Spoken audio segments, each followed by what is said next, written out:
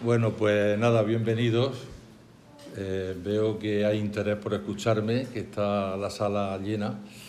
Y bueno, pues a mí me da también un poco de corte hablar ya delante de tanta gente, pero bueno, intentaré que haga lo mejor posible.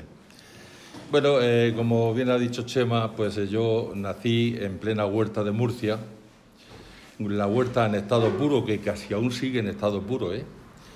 Y bueno, pues lo normal de una persona que nace ya pues predispuesta para ser en esta vida, en el caso mío, escultor. Y desde bien pequeño yo siempre me he reconocido con la misma afición por crear. Y desde bien pequeño pues ya la tenía. Y claro, en la huerta es fácil hacerse de los primeros materiales de un escultor, que es el barro. Y lo tenía muy a mano porque mi casa estaba rodeada de huertos. Y de vez en cuando pues pasaba, y sigue pasando, una acequia, que por cierto ahora la han embovedado y tal, con mi clásico disgusto con estas cosas. Claro, le han quitado la gracia. Y bueno, y eso ahí en esas acequias pues se solían hacer lo que se llama la monda, y sacaban el barro bien tierno y lo ponían en la orilla, y luego se iba el barro secando y yo iba cogiendo el barro y me hacía mis cositas. No con el agrado de mis padres, porque no tenían claro de que yo fuera escultor. Y luego más tarde me enteré por qué no querían que fuese. Y es que en Alquería, que es el pueblo que yo vivo en Los Ramos, pero allí los pueblos están muy juntos, y Alquería y Los Ramos prácticamente están divididos por nada. Entonces yo las relaciones que tenía, que había con la Alquería, y las sigo manteniendo, pues que también mi segundo pueblo. Hubo un escultor que llamaba Manuel Hurtado Garre. Aquí en Cieza no hay ninguna obra, pero sí hizo algunas obras, que era original nativo de Alguazas, pero era sobrino de un cura que se lo llevaba donde lo trasladaban, pues yo creo que se iba ahí. Entonces, aquel cura estuvo en Alquerías, y este escultor se casó con una alqueriense, y allí puso su taller. Él, vamos a pensar que era un escultor medianamente digno, no mediocre, pero medianamente digno y con poco éxito. Y luego aparte era muy bohemio, le daban dinero a cuenta para las obras, para empezar, y entonces se veía con dinero, y entonces se inventaba viajes, e incluso se iba a Italia. En fin, una persona bastante desordenada. Luego tuvo bastantes hijos, y era público y notorio las necesidades que había en esa casa. Claro, cuando yo le digo a mis padres que yo quería ser escultor, dice, pues aquí hay otro desgraciado más, este va a ser el cordel de mi garganta. Y entonces, pues no. Tú lo que tenías que estudiar es para ser empleado de banca. Y nada más, que viven muy bien, muy señoritos, están muy bien. Y entonces, pues lógicamente me pusieron pues, a estudiar lo propio de la banca: contabilidad, mecanografía, no sé cuántas pulsaciones llegué a adquirir en la Academia Climay Sánchez Rosell, Murcia.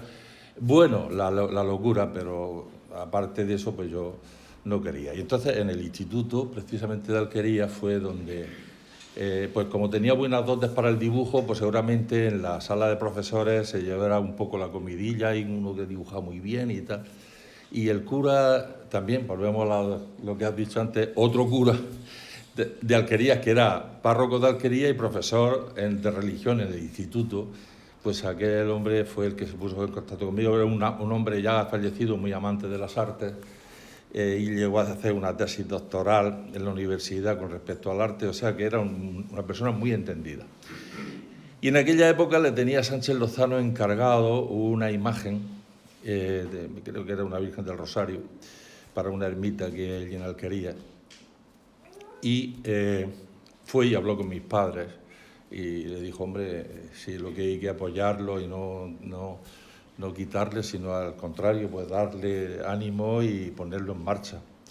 Y nada, pues él me llevó a Sánchez Lozano, yo conocí a Sánchez Lozano, y al mismo tiempo, casi pues medio año después, no pasaría más, un profesor del instituto era muy amigo de Elisa Seiker, que también era profesora en Beniaján de dibujo.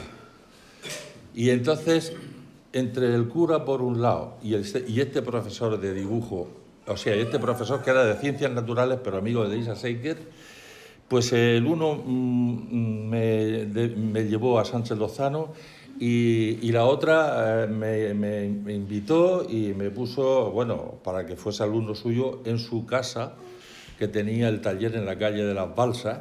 Era una casona antigua porque esta mujer venía de una familia pudiente de Murcia, y entonces pues iba a los dos sitios y ella ya me orientó a que me apuntara en Arte y Oficios, que ahora es la Escuela de Arte. Pero yo allí no fui a modelar, yo solamente y fui a dibujar. Estuve como 4 o 5 años dibujando con un profesor que era bastante bueno, pero la clase estaba llena de personas que iban por pasar el rato, y la verdad es que yo a veces pues veía que estábamos un poco abandonados, pero bueno, yo dibujé muchísimo, muchísimo, y gracias a tanto dibujo, porque parece que no, pero el dibujo es una disciplina que cuando se lleva a la excelencia luego se dominan todas las artes plásticas muy bien. Y ahí empieza mi andadura. Luego ya pues aparece esta imagen de la Virgen de la Huerta, que no es la primera de la gente, es la primera obra. ¿Y cómo es posible que este hombre pudiera hacer por primera vez una cosa así? Es que no es así. Es la primera obra expuesta a la pública veneración. Pero antes había hecho yo muchísimas cosas. Muchísimas para el cementerio, para esto, para lo otro, en fin, encargos particulares y tal. Lo que pasa es que cuando aparece la Virgen, claro, empiezo yo a salir por ahí, a nombrarse, pues sí. Y tenía yo 16 años, que tampoco, pero es que empecé bien pronto. Y entonces, claro, pues resulta que la imagen pues, se fue haciendo conocida. Ahora es más famosa, pero antes era pues conocida. Y mi gran salto luego fue la coronación de espinas de Murcia. Sí. Esa coronación de espinas surge porque mi suegro era muy entusiasta mío. De hecho, el padre de Carlos Valcárcel, o sea, de Ramón Luis Valcárcel, que era Carlos Valcárcel Mabó, le decía a mi suegro, mi manager, dice, ahí está tu manager, porque iba siempre haciéndome propaganda por todos los sitios, mi yerno, y mi yerno, y mi yerno, y mi yerno. Y entonces, precisamente en Murcia, surge el concurso de la coronación de espinas. Y ese concurso había que presentar unas maquetas y como él siempre iba presumiendo de yerno, pues precisamente en Murcia había una tienda, porque mis suegros también tenían tienda y allí vendía al por mayor. La cuestión es que el de la tienda le dice, oye, ¿tú no tienes un yerno escultor? Pues sí. Pues ahora que va a salir aquí en San Antolín un concurso, dile que prepare algo. Y entonces vino él con ese entusiasmo y yo hice una maqueta. Claro, yo venía del mundo de la figura de Belén y tenía una habilidad pasmosa para lo pequeño. Claro, les preparé una maqueta, una preciosidad, y no les importó mi currículum. Ya tuvieron valor, ¿eh? Ya tuvieron valor de venir a un desconocido de la huerta y venir a encargarle un paso de aquella envergadura, porque las maquetas dijeron, esto es lo que queremos, sin pararse a pensar si yo podía dar respuesta a aquello o no. Yo lo que sé es que al final el concurso lo gané yo, pero cuando me vi enfrente a aquello, los temblores me entraron a mí. Claro, digo, madre mía, ¿dónde me he metido yo? Pero bueno, fue un éxito, la verdad, y eso me abrió las puertas de la escultura y hasta el día de hoy pues no se han cerrado. Como veis, nombra mucho la huerta, el entorno de la huerta. Quien no lo sabe, Hernández Navarro vive en una casa, en medio de la huerta, en Los Ramos, rodeada de limoneros, y en un entorno, la verdad, que idílico. Que siempre se dice que el ambiente influencia mucho la creación. ¿Qué influencia ejerce sobre tu vida escultórica el entorno que te rodea? Pues sí influye bastante, porque al fin y al cabo el estado de ánimo de una persona se refleja en su obra, ¿no? Y si el estado de ánimo está crispado por lo que sea, con los nervios a flor de piel, pues porque viva en un sitio de ruidos, de escándalos, no sé, en definitiva que te rodee con conflictos, pues eso también yo creo que puede influir en la creación de las obras. Mis obras de todos conocidos son obras que siempre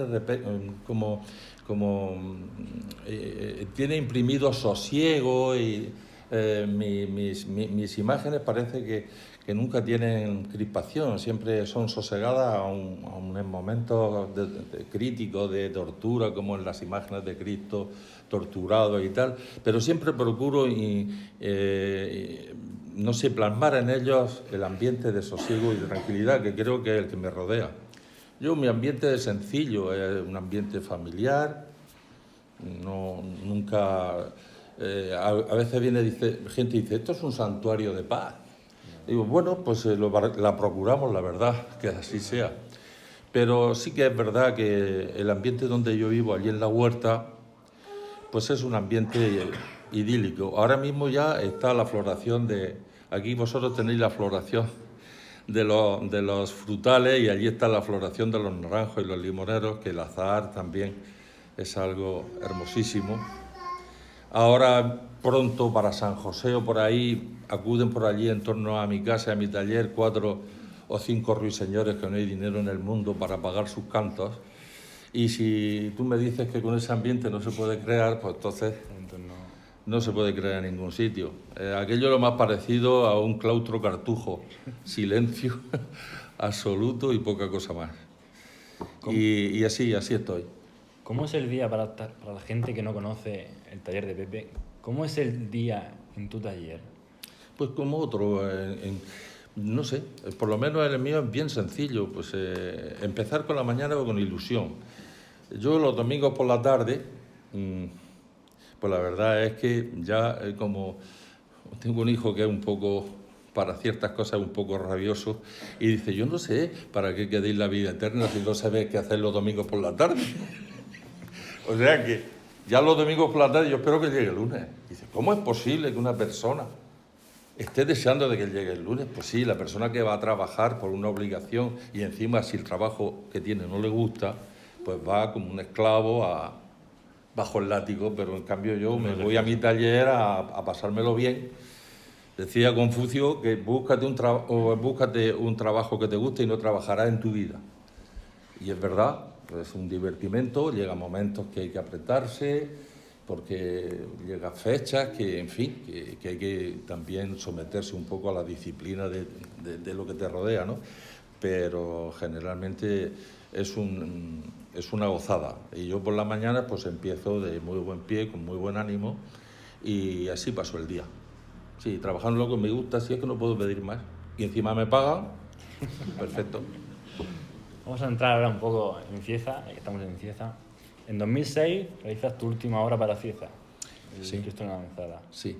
Dentro de todo ese catálogo de grandes obras que nos has dejado, una vez que ya están hechas, ¿hubieras cambiado algo de las imágenes? Yo soy una persona que cambia mucho de opinión. Para eso, yo nunca me arrepiento de nada de lo que hago. Pues yo sí que me arrepiento. ¿Qué caray? Pues hay ciertas cosas que siempre quedo insatisfecho, porque no sé si en alguna ocasión lo he dicho, creo que aquí en Cieza no ha llegado la ocasión, pero yo cuando me encargan una obra me la imagino hecha y terminada y la persigo en mi mente y la voy haciendo, y cuando la termino digo, está bien, a la gente le va a gustar, pero la que yo había pensado es mejor que esta. Y es verdad, y eso me pasa con todas. Eso es una especie de inconformidad que te lleva a ir rectificando, porque de otra cosa se me podrá acusar, pero de buscar originalidad y de notarse una evolución en mi obra, porque eso significa inconformismo puro y duro, desde que empieza hasta se ve todo el trayecto, y es que vas abandonando lo que vas. San Pedro, la iglesia de San Pedro, está precisamente representado ese momento en el ábside, una gran pintura neobizantina, que es el Anástasis, y es la bajada de Cristo a los infiernos, que tiene a Eva cogida de una mano y a Adán de otra, y está rodeado por los personajes bíblicos a un lado y a otro, los que estaban antes de él. Y eso lo tenía, pero nunca lo había asociado yo para una obra que Cristo bajando a los infiernos, que sí, el mensaje es el mismo, pero la puesta en escena nada tiene que ver una con la otra. Y bueno, pues realmente también es verdad que la cofradía pues me orientó mucho, me orientó sobre el significado de ciertas cosas que ahora mismo tiene el Cristo, como la calavera, como es la sangre que baja de la cruz, la idea de bajar, luego ya el acompañamiento que tiene alrededor del trono con esos fuegos que me ponen nervioso, rematar el verlo, me da un miedo terrible. Sí, digo, un día arderá en la procesión. Hacía ya años que no había venido y vine hace 3 años y la bajada al muro y el fuego, que hacía viento y el fuego le llegaba cerca de la mano, y digo, y veremos a ver esto lo que termina. Pero bien, parece ser que está pasando el tiempo y no pasa nada. Y bueno, pues sí, con las orientaciones de la cofradía y con lo que yo pude aportar, pues yo pienso que quedó una obra bastante buena. Que luego han intentado en Archena, que volví a repetir la obra de otra manera distinta, pero gustó mucho a toda la gente cuando todo el mundo pensó después de hacer la procesión, sí. Aquí en Cieza tenemos grandes grupos de cultóricos tuyos, Lanzada, el Encuentro de Jesús y María en la calle Amargura, el Calvario, por ejemplo, y el Cristo de Animal. ¿Qué eres más, de imágenes individuales o de grupos escultóricos? ¿Dónde te sientes más a gusto? Bueno, es que a mí me ha tocado vivir una fecha en la que los grupos escultóricos numerosos pues no se han prodigado, la verdad, porque es decir, todo está muy bien, pero al final todo termina en el bolsillo, todo pasa por la cartera, por el dinero. Y claro, si es que es así, porque son cosas muy costosas de hacer, materiales caros, muchísimas horas de trabajo, y eso vale dinero, y en ocasiones mucho dinero. Y entonces, ¿qué pasa? Pues que desde el principio yo ya empecé un poco en el mundo de que había que ir pues intentando lograr escenas con pocas figuras. Y eso al final, pues la verdad es que a base de practicarlo he llegado a resolver cosas con pocas figuras. Pero bueno, porque luego llega el descendimiento de Murcia, que son 5 figuras, que llegó también en un momento en que estaba aquella burbuja del ladrillo o lo que fuese, había más dinero y aquella gente vino con otro rumbo y querían, pues, y se hizo un grupo de 5 figuras, 3 de una pieza y 2 de otra, también de la misma pieza. Luego también se hizo la Ascensión en Murcia, el grupo de la Ascensión de Cristo, que también lleva 5 o 6 figuras.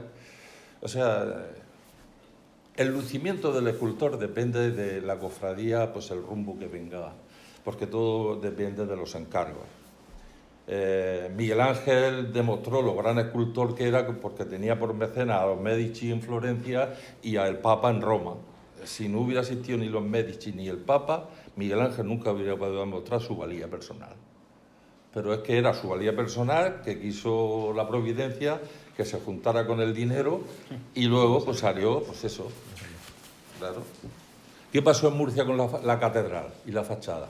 Se hizo en el momento en que la seda valía mucho dinero, que el cardenal Belluga había sido obispo de Murcia y estaba en Roma, que el Florida Blanca era ministro de Carlos III y había dinero por todas partes. Y trajeron a Jaime Bor, que era el mejor arquitecto del momento, y Jaime Bor contrató a los mejores artistas, escultores, que hay una fachada, porque la gente no se fija, pero hay una estatuaria en esa fachada hermosísima. Algunos le dan sopas con ondas Saltillo. ¿Por qué? Porque se puso todo ahí a huevo para tener esa fachada y esa torre, porque la Catedral de Murcia en definitiva es fachada y torre. Por dentro parece algunas cosas de pueblo. Y así. Como he dicho al principio, vuelvo a incidir, si alguien tiene alguna pregunta, alguien quiere hablar, que no tenga ningún problema. Es decir, no quiero ser solamente yo el que pregunte. Así que tenemos, por ejemplo... Hola, buenas. Hola. ¿Cuál fue la obra que más le marcó en su carrera de imaginería? Bueno, pues lógicamente estamos hablando de la más costosa por hacer, que esa es la que más te marca. Y en definitiva tenemos que irnos, que no es que lo diga yo, que lo dice todo el mundo, pues sea este descendimiento de la cruz que procesiona el Viernes Santo por la noche en Murcia y que se venera en la iglesia de San Miguel. Esa obra es la que del taller ha salido con más dedicación, sino con más tiempo, con un mérito extraordinario. Hay de 3 figuras y el palo de la cruz vertical hecha de la misma pieza. En fin, un trabajo enorme que eso ni se ha hecho antes ni se hará después en mi taller. Y esa puede ser Eso por envergadura, pero luego se han hecho otras cosas también muy buenas, muy importantes.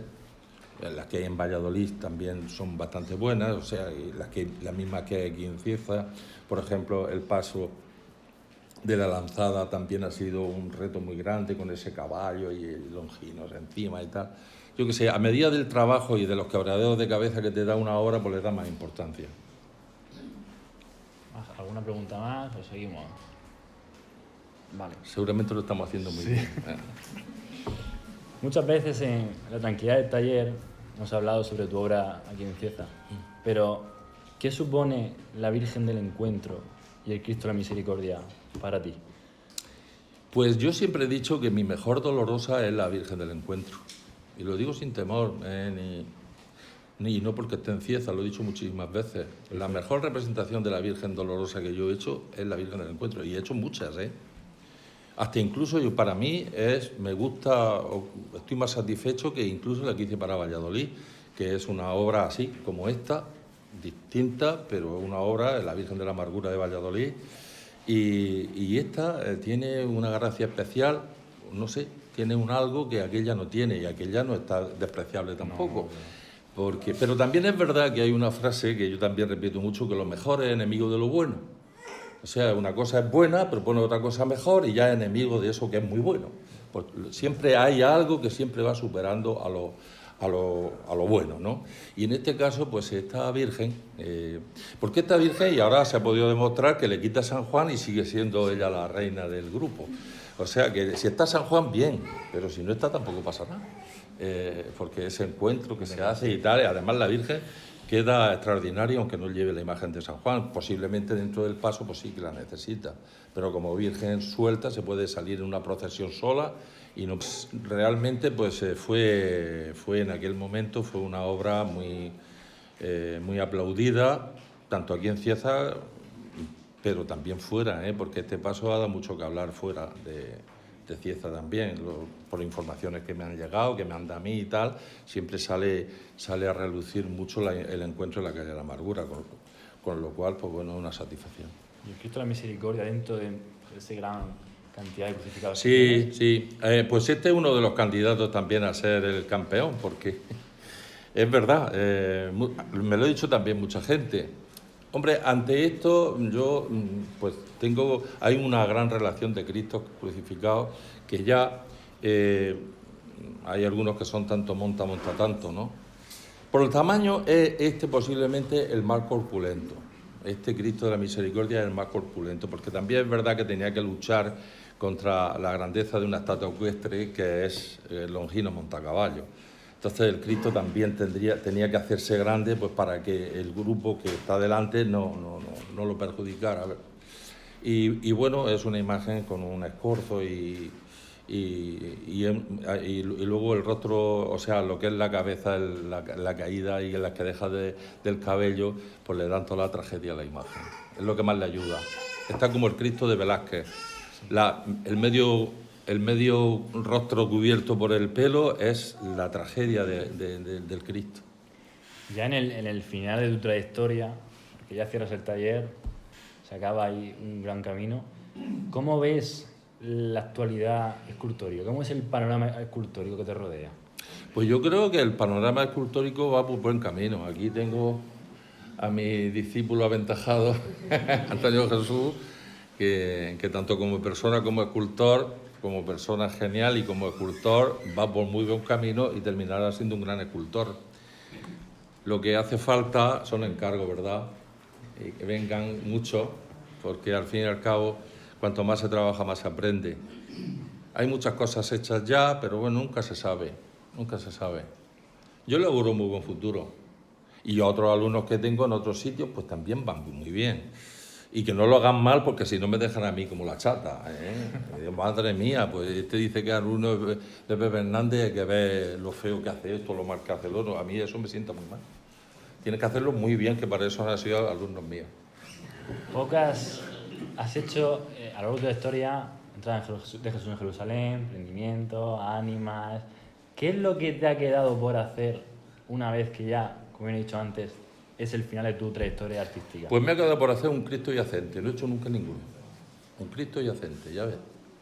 Llegué a hacer hasta una maqueta que iba a ser la imagen titular de la procesión del Sábado Santo en Murcia, de Cristo Yacente. Y al final, pues la comunidad autónoma le dejó este que hay de Ayala, esta imagen antiquísima de época renacentista o tal, y ya pues se fueron un poco apañando y se centraron en aquel Cristo, y al final la maqueta terminé siendo el regalo de boda del presidente de la cofradía. Sí. Sí, sí. 65 años de trayectoria. ¿Hubieras cambiado algo? ¿Hubieras cambiado algo? Bueno, yo siempre me quedó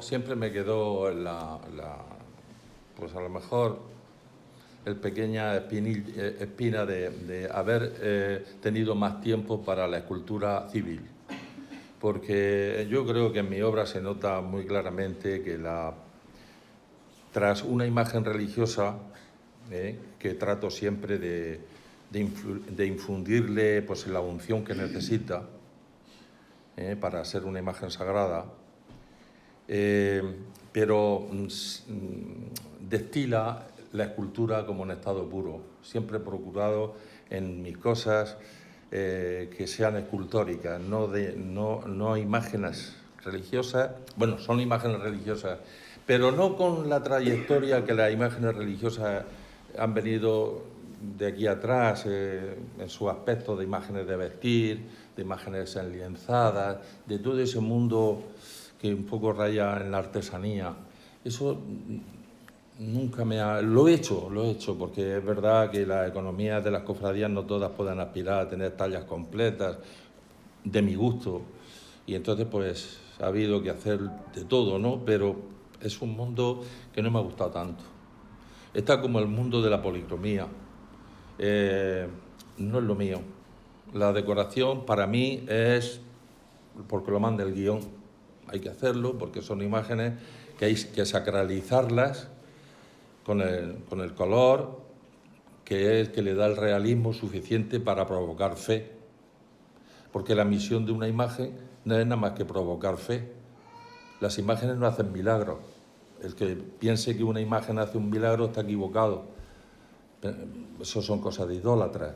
Todos sabemos que las imágenes tienen el papel nada más que de provocar fe para que esa gracia especial se cumpla.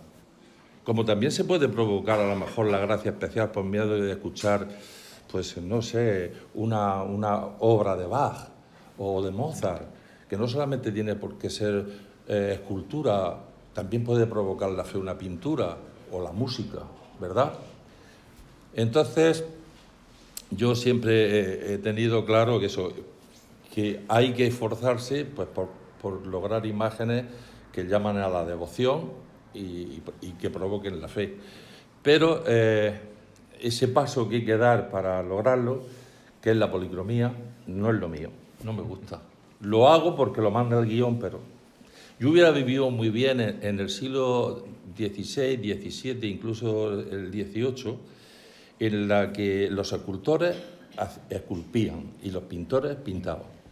Y ninguno se pisaba el terreno. Ahí es donde yo verdaderamente hubiera estado realmente en mi sala. Sí, sí, sí. Yo cuando llega el momento que termino en la talla, no veo la manera de empezar a dar estucos o pinturas o cosas. Es la parte más desagradable que tiene para mí el mundo de la imaginería.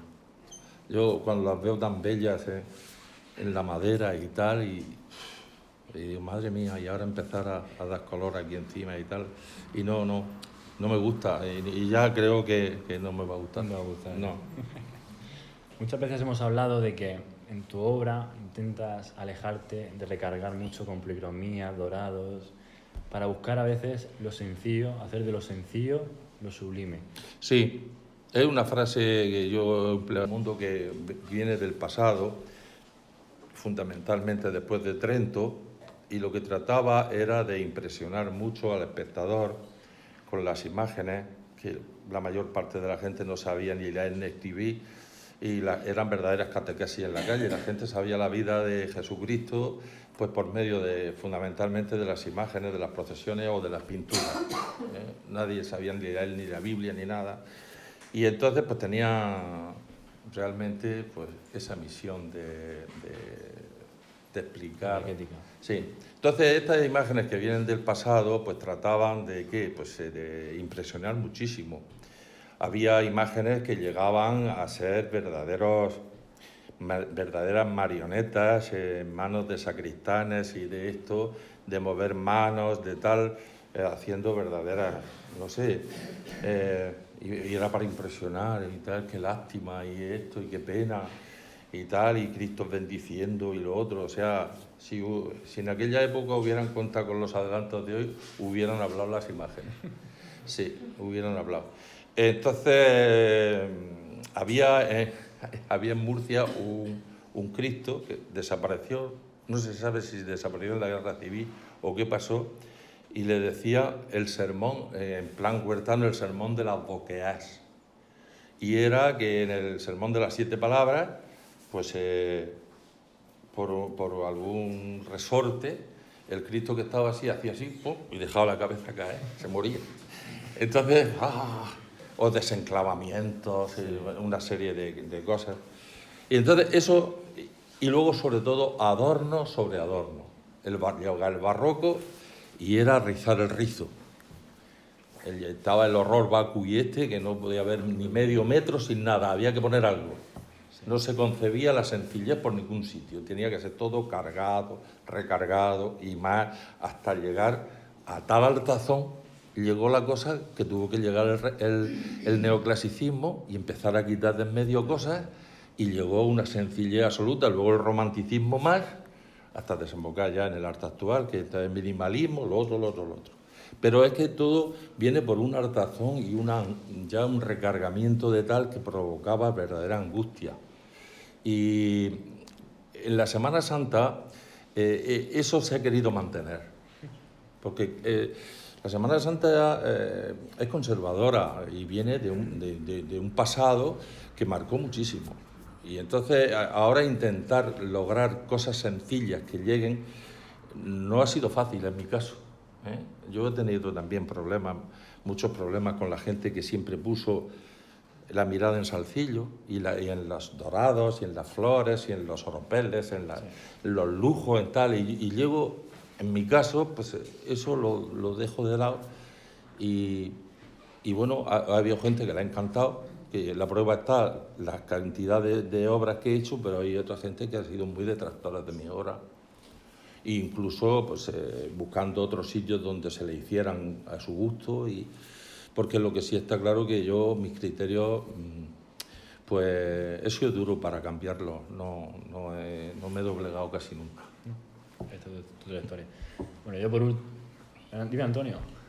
Pepe, entonces el Cristo mío me lo has dejado por los suelos, ¿eh? ¿Por qué? Sí, porque nos hablan de él y le has dejado para el último, pues digo, ese es el peor trabajo que ha hecho. No, para nada. Pues no, porque es que todavía quedan alguna cosa que no tampoco he mentado. Pero bueno, que sepas que tu Cristo se hizo en un momento álgido y el Cristo ahí está para verlo, y el sayón que no es moco de pavo. No te preocupes, que no está dejado de menos. Bueno, yo por último, por mi parte, ahora es cuando viene vuestro momento. Cuando cierre el taller dentro de unos meses, ¿cómo te gustaría que recordaran tu obra o tu persona? Pues no sé. Como decía el Papa, ¿cómo quiere usted que lo recuerde? Porque fue un buen tipo. Pues bueno, pues un escultor que vivió feliz. Simplemente una persona que ha estado toda su vida disfrutando, trabajando y realmente feliz con mi trabajo. Bien, es verdad que me hubiera gustado hacer otras cosas, pero bueno, todo no se puede tener. Yo realmente he vivido holgadamente, tampoco he sido en mi familia personas que hayan necesitado mucho dinero para vivir, pero bueno, sencillamente y bien, pero con mi trabajo, sin subvenciones de ninguna clase, nada más que con mi obra, mi trabajo, pues he llevado adelante una familia que, como se dice, no le ha faltado de nada, y yo he estado feliz en lo que me ha gustado. ¿Qué más se puede pedir? Nada. no, nada. Si es que tampoco... La gente, ¿tú qué crees que van a decir después cuando ya te mueras? Me da igual. Ahí está tu obra. Pues ahí está mi obra. Que te pongan o que te digan, pues a mí me da igual. Si lo que me tenía que dar Murcia y el mundo ya me lo da, que ha sido los encargos para hacer mi obra. Yo ya no necesito que me den más nada. Pues sí, simplemente eso, tener muy buenos recuerdos y buenos amigos y nada más. Muy bien. Pregunta, Antonio. Pepe, ¿tú crees que al Cristo de la Sed le falta otra figura más? Sí, ya lo hablamos en su momento, que es un paso inacabado. Pero es que como dais tantas vueltas en la cofradía... El problema es como tú acabas de decir, el problema es con dinero. Ya, bueno, bien. Siempre hay alguna culpa. Entonces, claro. Además, por el bolsillo pasa todo, ¿eh? Yo por eso no creo en el relativismo. El relativismo, sabéis que cuando llega pues, a principios de siglo sale la teoría de que la verdad absoluta hay que quitarla porque todo es relativo. Y el relativismo ha hecho mucho daño porque ha dejado las puertas muy anchas para colarse muchísima gente. Pero el relativismo es una doctrina que al final no es cierta porque pasa por todo menos por el bolsillo. Todo puede ser relativo. Ahora las perras, cuando llegamos a las perras, el comunista empieza a temblar, el cristiano empieza a temblar, todos los principios cuando llega el bolsillo empiezan a cuestionarse porque es la verdad. No sé lo que tienen, pero al final todo pasa por ahí. Hay algún problema, empieza a tirar del hilo y llega a las perras. Siempre, siempre, siempre, por todos sitios, más sagrados, menos sagrados, por todos los sitios llegamos al mismo problema. O sea, por lo que se ve, esa es la verdad absoluta. Que quiso quitar el relativismo, quiso quitar eso y al final pues terminamos, es que sí existe esa verdad absoluta, que es el dinero. Claro. Ana, te veo muy callada. No. Tú que siempre sueles preguntar. Pregunta. Pregunta. A mí me encanta siempre su obra. De hecho, yo era una de las que iba a ver la catedral, a la primera capilla, y estaba su suegro, Sí, que con sí. él le habla poco, pero con su suegro habla mucho. Claro, Y mi era- manager. y era su manager, escucha, pero era una cosa bestial, ¿eh? ¡Oh! Yo recuerdo Sí, que iba a sí. salir de la universidad y se me escapaba el autobús porque, claro, yo tampoco hablo, pues imagínate. Y él tampoco hablaba. Y él tampoco, bueno, Madre mía. tampoco hablaba ni ella, Sí, porque- pues tenía sangre ciezana, que coste. Pues yo recuerdo de Su padre era de Cieza, era Penalba de apellido, de una caída para Alicante. que aquello Sí. que fue muy... Sí, muy buena, muy buena. El Cristo solo y tal. Hace muchos años ya, creo que fuera... Sí, claro, sí es que estamos hablando ya muchos años para todo. Yo creo que aún no tenía sobre el Cieza todavía. No, en aquella época no había hecho yo nada para Esa Cieza. fue una de las obras que a mí más me impresionó. Sí, Y además sí. me encantaba porque era por esta fecha, por Cuaresma, cuando se ponía... Claro, sí, siempre se procuraba abrir la exposición tal día como hoy, que era la bajada de la Virgen. Esta tarde ha sido la bajada de la Virgen a la catedral, el segundo jueves de Cuaresma. Y entonces, claro, la catedral a veces está bastante muerta, porque al final solamente vienen pues el grupo de turistas y tal, pero el ambiente me refiero que ahora que tiene la catedral en el momento que bajan a la Virgen, hasta que se va ya es un hervidero de gente a diario, y claro, la exposición estaba allí tan a mano y la gente pues aprovechaba, iba a ver a la Virgen, pero también veía la exposición y había mucho ambiente. Y por eso se inauguraba en estas fechas. Siempre se ponía la obra en estas fechas, sí. Sí.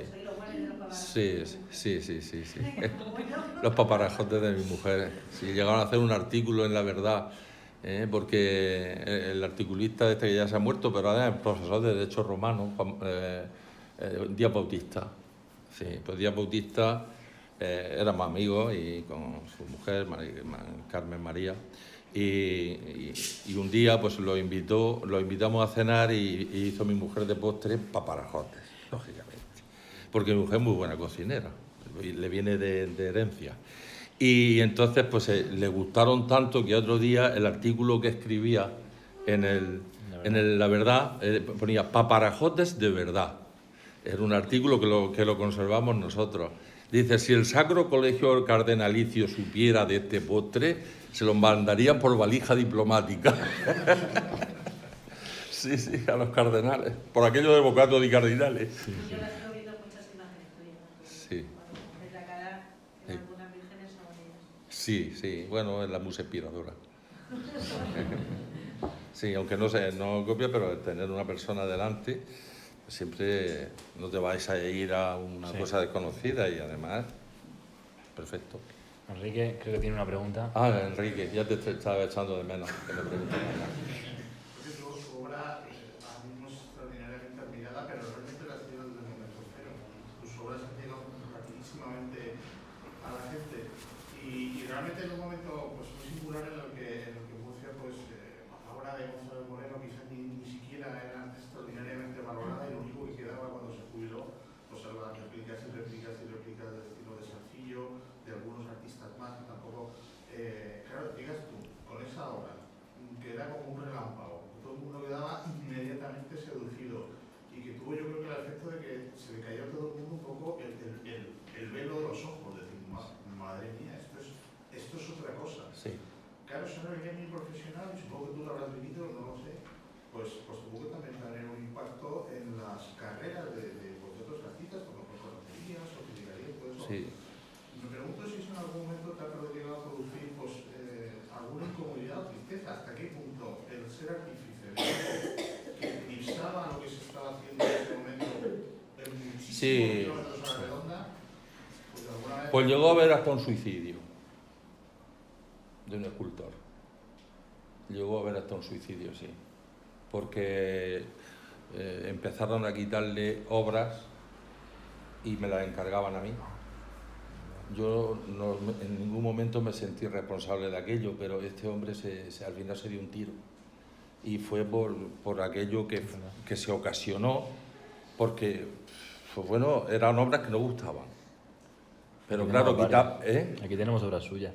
Tenemos varias. Quitaban una obra y venían a encargármela a mí. ¿Y yo qué iba a hacer? Hacerla. Decían, no quitarla. Una cosa.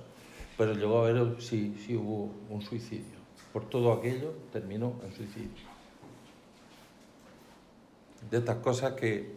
enemigos, pues sí. En esta vida el único que no tiene enemigos es el que no vale para nada. Sí, aunque sea en la huerta tener un bancal de habas mejor que el otro, ya tiene un enemigo. ¿Por qué? Porque provocas envidia. Y esa envidia, pues, termina en odio y en enemigos y ya está. El que no tiene enemigos, ya te digo que es porque no sirve absolutamente para nada. Entonces, pues como no va a hacer sombra a nadie ni nada, pues no tiene enemigos. Más bien dice, un pobre diablo y tal. Entonces, ¿qué pasa? Pues que los enemigos siempre están. Lo único que pasa es que, fundamentalmente, los que tienen enfrente, más bien que enemigos, son adversarios. El enemigo está dentro siempre. Los de enfrente son adversarios. Pero yo creo que eso se ha dado en toda la época. En toda la época. Cuando Tiepolo viene a España y Lucas Jordán y empiezan a trabajar, pues en España estaba Valdés Leal, que era el rey del mambo. Pero claro, cuando llegan los otros, en un mes se murió de envidia. Pero que se murió. Fue tal... pues lo pasó como con Salieri y Mozart. Terminó un manicomio, Salieri siendo músico relevante, pero claro, lo que he dicho antes, lo mejor es enemigo de lo bueno. Y entonces ya llega el conflicto. Pero ¿cómo puedes parar eso? Eso no se puede parar. Eso es lo que es. Y hay personas que saben encajar los golpes de la vida bien, elegantemente y sabiendo cada uno en el sitio que tiene que estar, y otras personas no lo pueden remediar y entonces van por la tremenda o a lo mejor, pues no sé, dejan, en el mejor de los casos dejan de hablarte. En el mejor de los casos, sí. Entonces, pues es una cosa que no se puede ser. Más preguntas, sin miedo. Juan. Bueno, hay otro... Sí. Bueno, uno detrás de otro. ¿Qué le parece que la escultura hiperrealista esté cogiendo otra vez fuerza en estos últimos años? Me parece una pregunta muy interesante, porque estoy en contra, no me gusta. A ti igual no te gusta tampoco. No. Yo creo que el hiperrealismo es una nueva tendencia que está con mucho mérito, no se lo discuto, pero para el mundo de la creación es como se dice en la huerta para el agua, es un tablacho. Tú llegas a un punto en que de ahí ya no puedes pasar más. ¿Por qué? Porque la realidad es lo que es. Y no puedes pasar del hiperrealismo más. Cuando en la creación y en el realismo, sí, porque entra a funcionar la parte fantasiosa del escultor, que puede llegar más lejos de la realidad, según su talento, puede llegar mucho más lejos de la realidad y crear formas que no se ven por ningún sitio, porque el hiperrealismo, ¿qué es? Y llegar a la realidad a base de representar defectos humanos. No, cuanto más realismo quieres crear, más defectos tienes que representar en la obra. Si tiene pecas, pecas. Si tiene una verruga, pelos postizos. Y luego no hablemos de los materiales que se usan para ese realismo, porque no estamos hablando nada que de siliconas y de cosas que al final, pues como mucho llega a un museo de cera, a la figura de un museo de cera. ¿Y qué? Pueden llegar hasta mejor que un museo de cera, pero te pone una imagen al lado de ti y más que devoción lo que te entra es repelús, porque parece un muerto embalsamado. Parece una persona embalsamada y entonces dices, caray, pero esto va, lo que quiero irme de aquí parece que me está dando yuyu, ¿no? Sí, otra cosa es la grandeza del realismo, pero llevado a pero un realismo propio de la mente y del talento de un artista o de un escultor o un pintor o lo que sea. Sí. Juan. ¿De acuerdo? Lo mío no es una pregunta, quería hacer un comentario para también contestarle a Ana y para ponerla un poco en situación, ¿no? Y es que precisamente, pues posiblemente no, el culpable de que el encuentro esté en Cieza y que el encuentro exista en Cieza lo tuviera aquel caído. Aquel caído. El caído de Alicante. Sí. El caído de Alicante se hizo en el 94 y el encuentro se hizo en el 99, por lo tanto mucho anterior. Sí. Y es muy anterior y entre otras cosas fue porque tuve también pues, la suerte de verlo allí en la capilla del bautismo de la catedral, acompañado por mi amigo Joaquín, no sé si Pascual Santiago también, me creía, me parece que sí. Y quedamos absolutamente maravillados.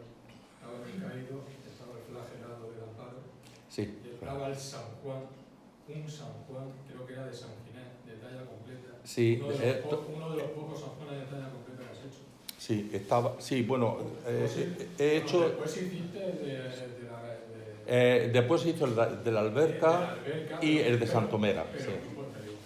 Sí. Yo creo que aquel fue. Era un San Juan para Rincón de Seca. Para Rincón de Seca. Rincón de Seca, sí, está en Rincón de Seca. Porque por aquella zona trabajé yo, pero fueron imágenes para vestir de San Juanes. Pero ese es de talla completa. Claro, es que el flagelado de San Nicolás, Entonces esa pieza también que llegó, vio bien, tío, ¿eh? aquellas dos Madre mía. piezas fueron realmente famosas dentro de. Sí, sí.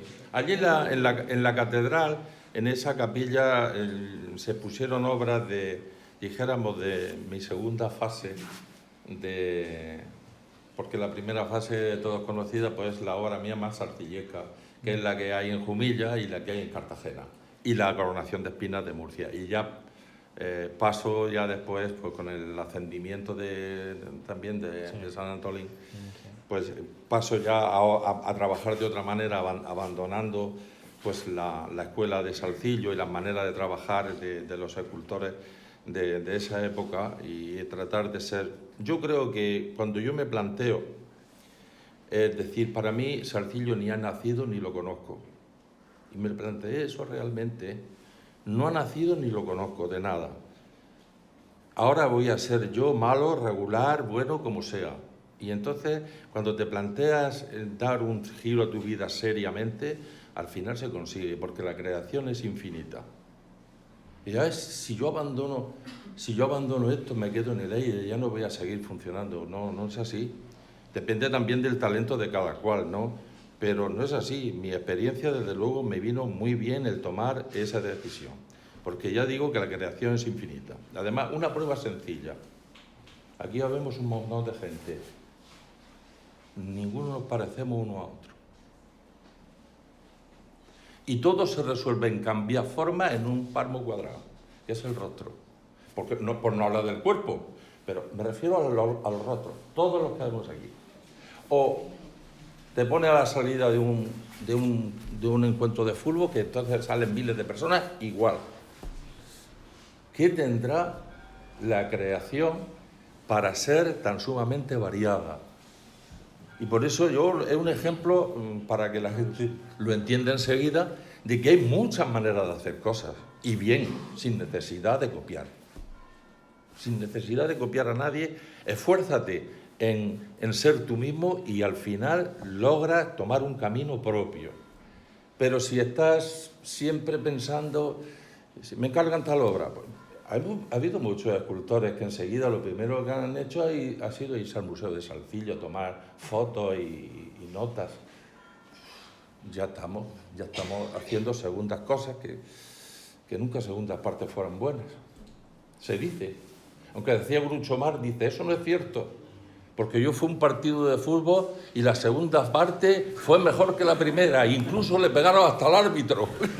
O sea que bueno, pero que generalmente siempre es así. ¿Tú sientes, Pepe, de que alguna, a colación precisamente del Cristo de la Capilla de Alicante, que me parece una obra soberbia, Sí. una de las mejores obras que tiene, que puedas tener obras, por ejemplo, ese Cristo, que sean bastante desconocidas dentro, no sé si muchos de los que hay aquí, que muchos de ellos pues, son seguidores tuyos. Sí. No sé si lo conocerán. Bueno, es que también es verdad. La sensación de que Es que también es verdad que depende también de las distancias, por un lado, aunque ahora mismo ya no hay distancias, pero también depende mucho de en qué manos, de qué cofradías, de qué gente caigan las obras, porque hay gente que le sabe vender sus cosas muy bien, les da muchísima propaganda. Yo, en cambio, no he sido nunca muy vendedor de mi moto, como decía aquel. Yo, como siempre, nunca he tenido necesidad de andar por ningún sitio buscando trabajo ni nada más que esperar a que vengan a mi taller, y siempre es verdad, pues me ha hecho que eso de estar haciéndome propaganda, pues como que no lo tenga presente nunca. Yo no he ni página web, no tengo ni móvil, que coste. Yo pasaré a la historia no por escultor, sino por no tener móvil, que coste.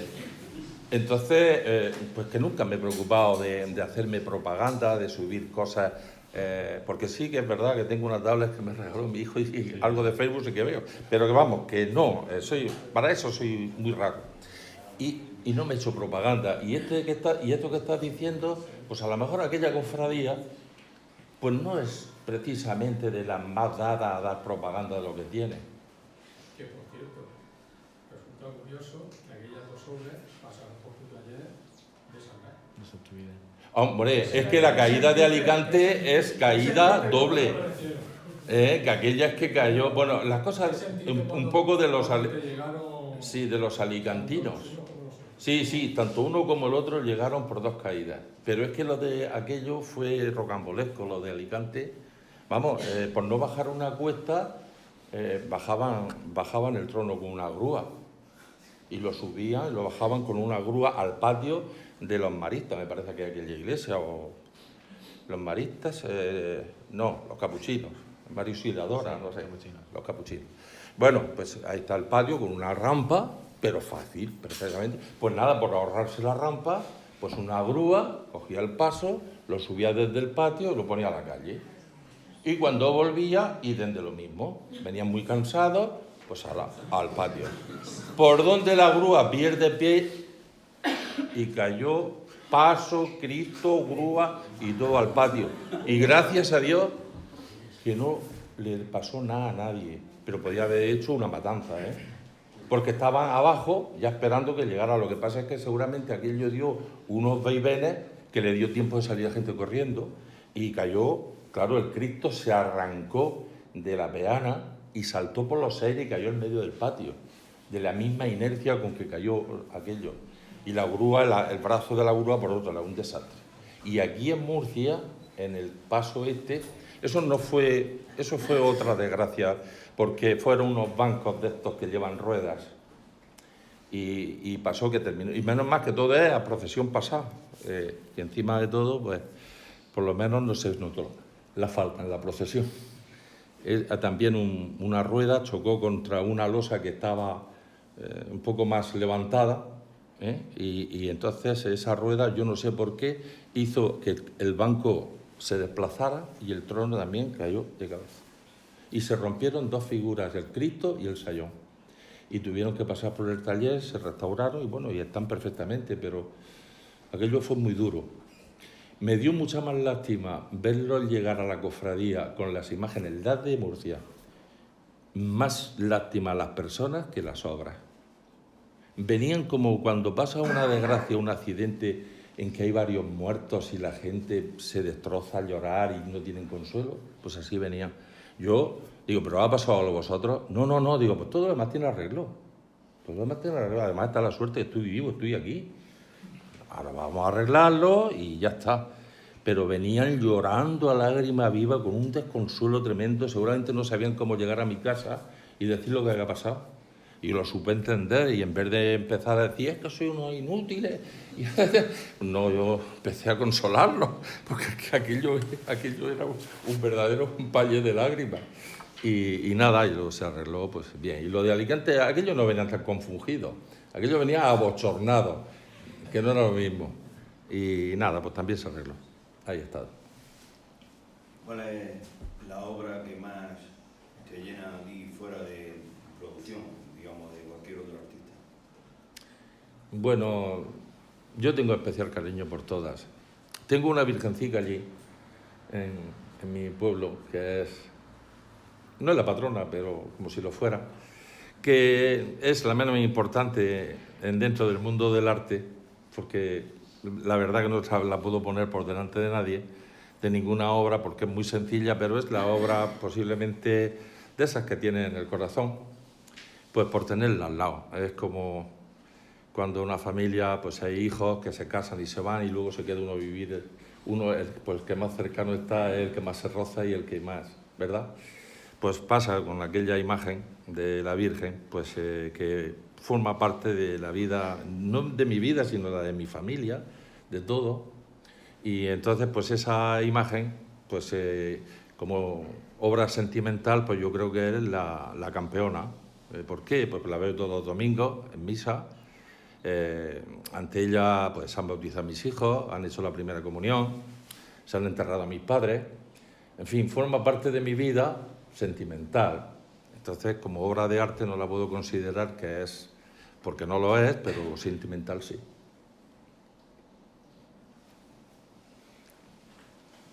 ¿Más preguntas? Además, bueno, pues muchísimas gracias por venir a hablar un poco de tu obra y por estar esta noche aquí. Nada más. Gracias a todos por vuestra presencia.